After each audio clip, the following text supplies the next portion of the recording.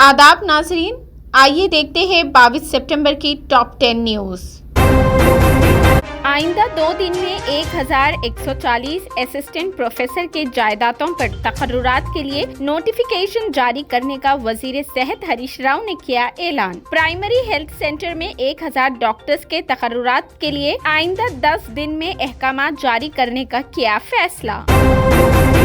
सदर मजलिस इत्तेहादुल मुस्लिमीन असदुद्दीन ओवैसी ने तेलंगाना में मुसलमानों के दिए गए रिजर्वेशन का खाता बढ़ाकर 8 से 12% करने का केसीआर हुकूमत से किया मुतालिबा। कहा, तेलंगाना में मुसलमानों की आबादी और समाजी इख्तिसादी हालात के मुकाबले में मौजूदा 4% रिजर्वेशन नाकाफी।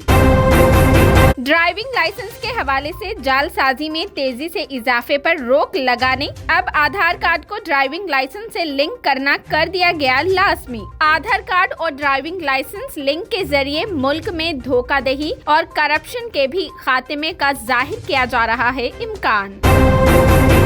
जुमा को पॉपुलर फ्रंट ऑफ इंडिया की तरफ से केरला बंद के दौरान पेश आए मुख्तलिफ पुरतशद्दुद वाक़ियात, 170 अफराद गिरफ्तार। पुरतशद्दुद वाक़ियात में मुलव्विस PFI कारकुनों के खिलाफ तकरीबन 157 मामले किए गए दर्ज। पथराव के वाक़ियात में SRTC के 75 बसों को पहुंचा नुकसान।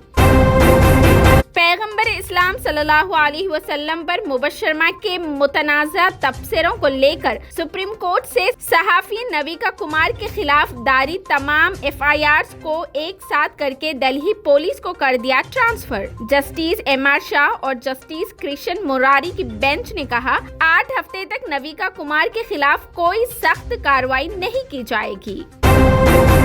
उत्तर प्रदेश के इलाहाबाद शहर के एक हॉस्पिटल में नमाज अदा करने पर एक मुस्लिम खातून के खिलाफ केस दर्ज। सदर मजलिस और दीगर गोशों से तनकीद के बाद पुलिस ने बताया, खातून के खिलाफ कोई केस दर्ज नहीं किया गया। पुलिस ने कहा, ये कोई जुर्म नहीं, किसी को नहीं हुई रुकावट।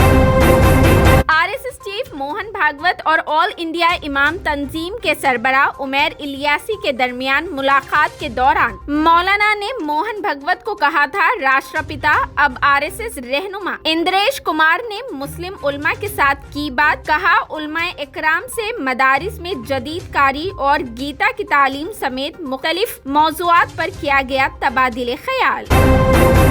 अफगानिस्तान के दारुल हुकूमत काबुल में साबिका ग्रीन जोन वाले इलाके वजीर अकबर खान की एक मस्जिद के बाहर नमाज जुमा के बाद हुआ जोरदार धमाका। धमाके के नतीजे में कम से कम 14 नमाजी जान बहक, 50 से ज्यादा अफराद हो गए जख्मी। नमाज अदा करने के बाद मस्जिद से निकल रहे थे मुसल्ली। इसी के साथ हमारी खबरें इख्तिताम को पहुंचती है। मजीद तफसीलात के लिए हमारे चैनल को लाइक करें, शेयर करें और सब्सक्राइब करना बिल्कुल ना भूलें।